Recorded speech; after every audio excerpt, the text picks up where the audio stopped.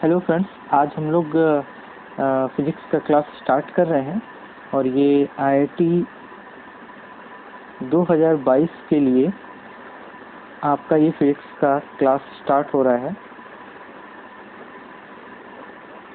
और बिना कोई समय गंवाए हम लोग ये मान के चल रहे हैं कि बेसिक जो नॉलेज होने चाहिए सब्जेक्ट्स की आपको होगी, और हम लोग सीधा लॉज ऑफ मोशन से स्टार्ट कर रहे हैं।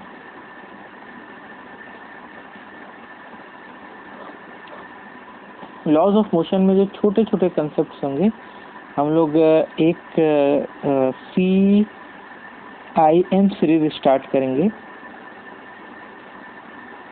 CIM का मतलब हुआ कंसेप्ट इन मिनट्स।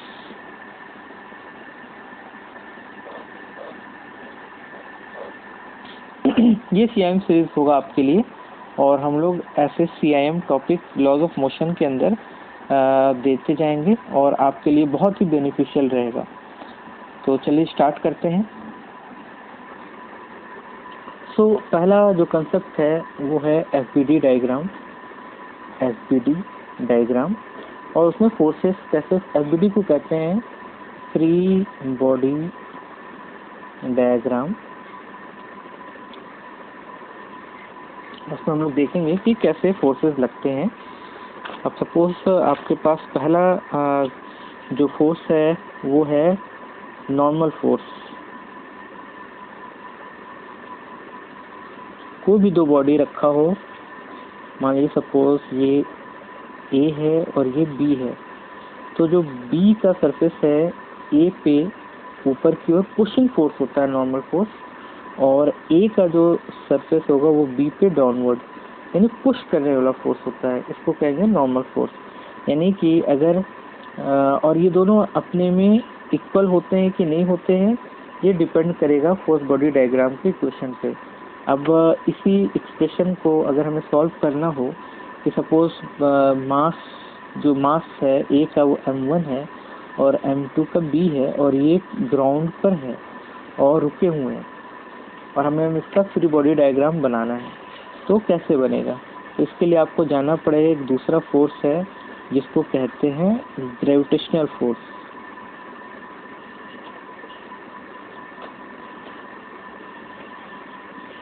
ये हमेशा अर्थ के सेंटर की तरफ लगता है।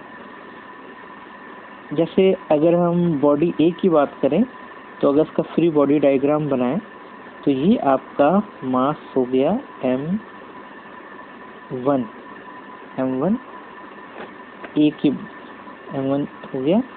तो इस पे ग्राउंड की तरफ जो अर्थ खींच रहा है वो हो जाएगा m1 × G, और उस पर एक नॉर्मल लग रहा है, normal due to B। Vertical direction में यही फोर्सेस हैं, हॉरिजॉन्टल में कोई फोर्सेस नहीं है, क्योंकि ये बॉडी रुका हुआ है, स्टैटिक है, रुका हुआ है। स्टैटिक का मतलब हुआ अगर रुका हुआ है या वेलोसिटी कांस्टेंट है तो उसको स्टैटिक कहेंगे। उसमें आपको पता है कि एक्सेलरेशन 0 है, यानी m1 का एक्सेलरेशन जो है वो 0 है, यानी a1 = 0 मान लेते हैं, ये दिया हुआ है। तो यानी फोर्स जो है बैलेंस हो रहे हैं। तो आप डायरेक्ट लिख सकते हैं NB - m1 G = 0, यानी N of P = m1G। अब आप इसी तरीके से B का अगर आप बनाएंगे, B का ये मास हो गया m2 पर ग्रेविटेशन फोर्स लग रहा है m2G, और N1 लग रहा है N of A मान लिया, क्योंकि आपको हमने बताया नॉर्मल फोर्स पुशिंग फोर्स होता है। अब B के लिए ये अर्थ का सरफेस है, ये भी एक contact force normal force create कर रहा है जो पुश करने का है। इसका टेंडेंसी पुश करने का, तो m2 पे ये N of अर्थ जो है ऊपर की ओर लगेगा। तो अब आप यहाँ पर देखें N of अर्थ जो हो जाएगा वो N of A + m2G के बराबर हो।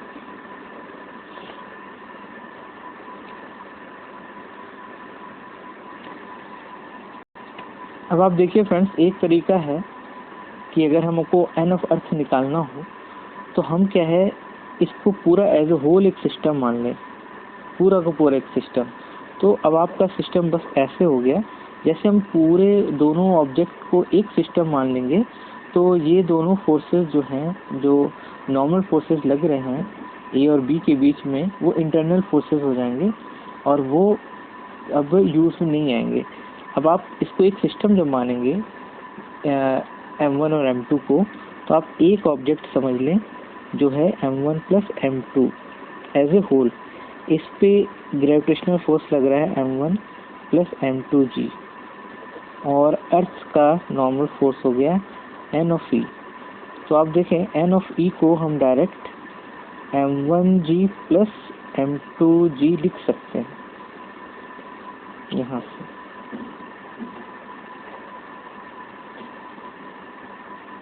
सो आप अगर यहाँ पर NE का वैल्यू पुटअप कर दें तो आपको क्या मिलेगा, मैं यहाँ इसको लिख दे रहा हूँ।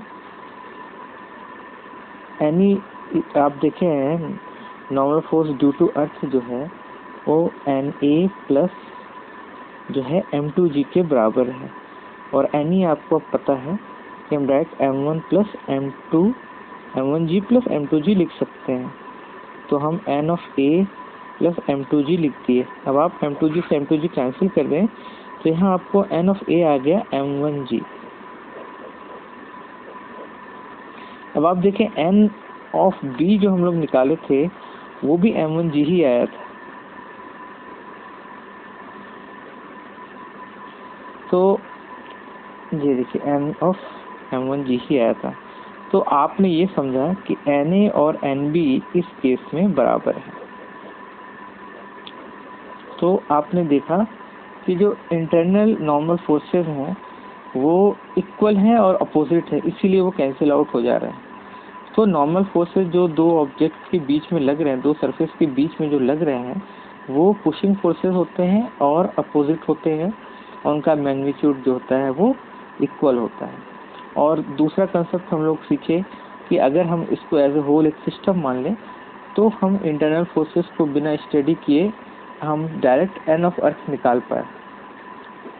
तो पहला हमारा CIM यहीं पर समाप्त होता है, जिसमें हम लोगों ने नॉर्मल फोर्स को यूज़ करना सीखा और एक ग्रेविटेशनल फोर्स जो कि बिना किसी कंटैक्ट के सेंटर सीकिंग है, और इसका डायरेक्शन हमेशा टुवर्ड्स जो है वो अर्थ साइड होता है, डाउनवर्ड साइड होता है। और नॉर्मल फोर्सेस क्या होते हैं, पुशिंग होते हैं। तो वो सरफेस पे डिपेंड करेगा कि नॉर्मल फोर्स नीचे लगना है या किसी सरफेस से ऊपर लगना है। जैसे आप देखिए नॉर्मल फोर्सेस जो M2 के लिए लग रहा है, कंटैक्ट फोर्सेस, वो मास ऑफ A के द्वारा जो लग रहा है वो डाउनवर्ड है। वहीं नॉर्मल फोर्स जो M2 के द्वारा M1 पे लग रहा है वो ऊपर की ओर है। तो यानी यहाँ पर डायरेक्शन जो है वो मैटर नहीं कर रहा, डिपेंड कर रहा कि सरफेस कैसा है। लेकिन वहीं ग्रेविटेशनल फोर्स आपका हमेशा अर्थ सीकिंग है, डाउनवर्ड है। अब फ्रेंड्स हम लोग पढ़ने जा रहे हैं CIM 2 कंसेप्ट इन मिनट्स का 2 क्वेश्चन। अब हम लोग इसमें पढ़ेंगे 3 कंसेप्ट पढ़ेंगे। पहला तो फ्रिक्शन कैसे लगता है, दूसरा टेंशन कैसे लगता है, और एक लैमिस थ्योरम के बारे में पढ़ेंगे।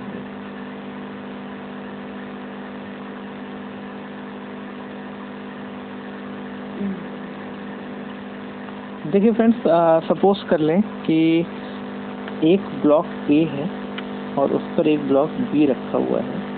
ये ब्लॉक A है और उसके नीचे ब्लॉक B है और ये ग्राउंड पर है, और इस पे एक फोर्स लग रहा है A पे F1 और इस पे लग रहा है F2। तो अभी हम लोग फ्रिक्शन फोर्स क्या होता है वो हम समझेंगे। फ्रिक्शन फोर्स जो है वो रिलेटिव मोमेंट को, जो मोमेंट होगा इसको F1 के द्वारा खींचे जाने पे A इधर जाना चाहेगा और F2 के द्वारा खींचे जाने पे ब्लॉक B इधर जाना चाहेगा। तो जो एक रिलेटिव मोशन क्रिएट होगा दोनों के पर्सपेक्टिव से, A के पर्सपेक्टिव से B का मोशन जो कि इस साइड होगा और B के पर्सपेक्टिव में A का मोशन जो इस साइड होगा। तो ये अगर सरफेस रफ है, यानी A और B के बीच में जो सरफेस है, जो कॉन्टैक्ट है अगर रफ है, तो फ्रिक्शन फोर्स जो है रिलेटिव मोशन को जो है डिस्करेज करेगा। यानी कि अगर फ्रिक्शन लग रहा है बी के द्वारा ए पे, तो इसका डायरेक्शन एफ इस साइड होगा और इसका डायरेक्शन इस साइड होगा। ये फ्रिक्शन फोर्स हो गया, ये जो दोनों लग रहे हैं एक दूसरे के अगेंस्ट में। फ्रिक्शन फोर्स का जो मैक्सिमम वैल्यू होगा वो स्टैटिक फ्रिक्शन कहते हैं, जिसको हम लोग एफ फ्रिक्शन मैक्स कह सकते हैं। वो सरफेस के म्यू इंटू एन पे डिपेंड करेगा। ये मैक्सिमम फ्रिक्शन हो सकता है। यानी कि अगर आप कहें कि फ्रिक्शन का मैक्सिमम वैल्यू क्या होगा, तो वो ये होगा। आप सपोज कर लें कि मैं इसका फ्री बॉडी डायग्राम अगर बनाऊं, तो ए पे आप देखें एफ बी के द्वारा एक एन ऑफ बी लग रहा होगा जो ऊपर की ओर लग रहा होगा, और ए के द्वारा बी पर डाउनवर्ड साइड में एन ऑफ ए लग रहा होगा। तो चलिए एफबीडी डायग्राम बनाएं ए का। ए पे पहले तो लग रहा होगा, मान लीजिए मास मान लेते हैं M of A into gravity. ये हमेशा डाउनवर्ड लगनी ही लगनी है, सिर्फ एक की बात अभी कर रहा हूँ। दूसरा, ए पर बी के द्वारा एक नॉर्मल फोर्स लग रहा है जिसका वैल्यू है एन ऑफ बी। एक फोर्स जो एक्सटर्नल फोर्स है वो F1 है, और एक फ्रिक्शन फोर्स है F है। F की वैल्यू मैक्सिमम जाएगी, वो होगी नॉर्मल फोर्स इंटू म्यू के बराबर। म्यू आपका कोफिशिएंट ऑफ फ्रिक्शन है जो सरफेस पे डिपेंड करता है, जो कॉमन सरफेस है ए और बी के बीच में।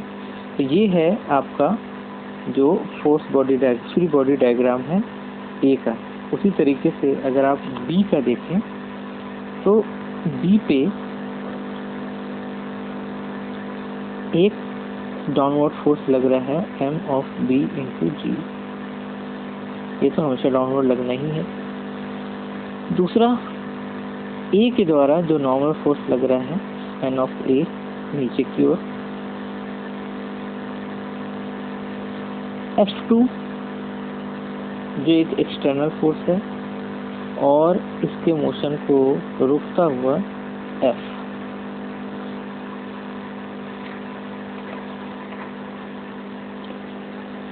तो देखें यहाँ पर एक एन ऑफ अर्थ भी लगेगा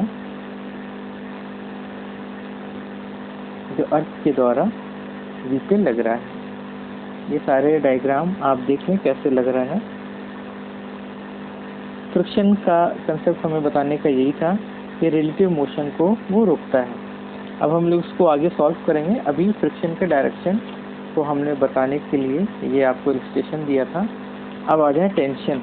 टेंशन फोर्स कैसा होता है? टेंशन फोर्स हमेशा जैसे दो ब्लॉक है और एक थ्रेड से जुड़ा हुआ है और ये फोर्स के द्वारा खींचा जा रहा है। तो टेंशन फोर्स क्या होता है? ये मानता है कि स्ट्रिंग जिससे दो ब्लॉक अटैच्ड हैं वो इनएक्सटेंसिबल है, खींचा यानी कहीं भी कोई फ्लैटनेस नहीं है। तो सपोज यहाँ पर टेंशन अगर T1 लगेगा और मासलेस मानते हैं स्ट्रिंग को, तो यहाँ भी टेंशन T1 लगेगा ताकि स्ट्रिंग में नेट जो सम ऑफ फोर्सेस है वो 0 हो।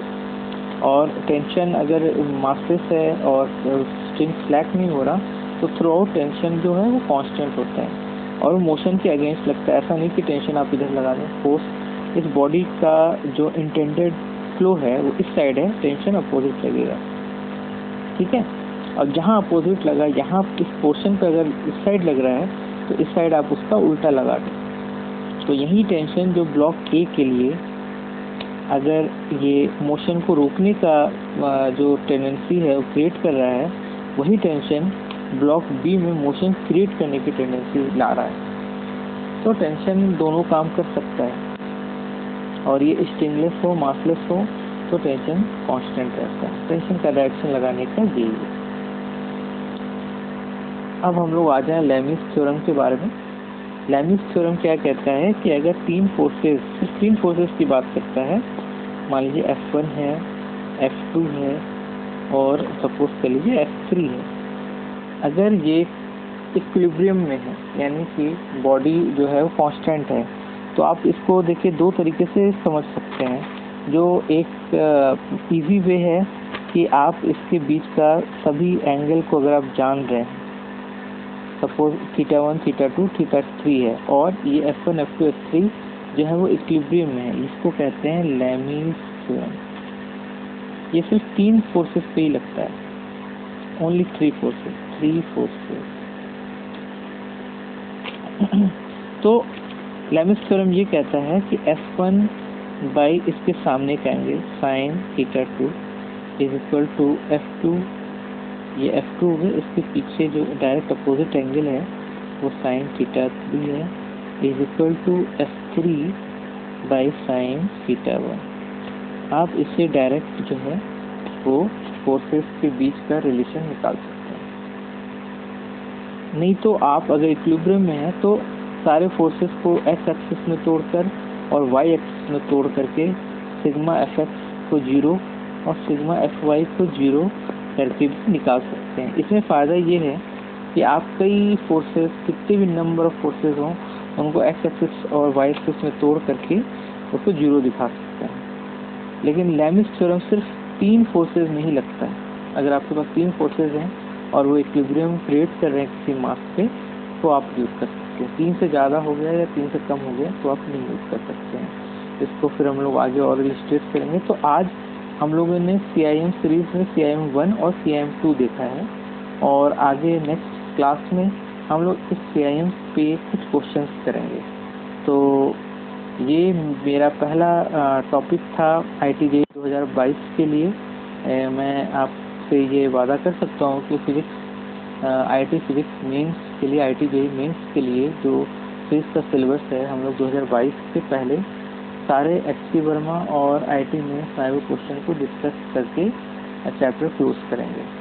तो अभी के लिए थैंक यू फ्रेंड्स, और आगे हमें इनकरेज करने के लिए वीडियो को ज़रूर लाइक और सब्सक्राइब करें, मेरे चैनल को ज़रूर सब्सक्राइब करें। ये चैनल है आपका फिजिक्स मैनिया, और प्लीज़ इसे सब्सक्राइब करें। Thank you friends.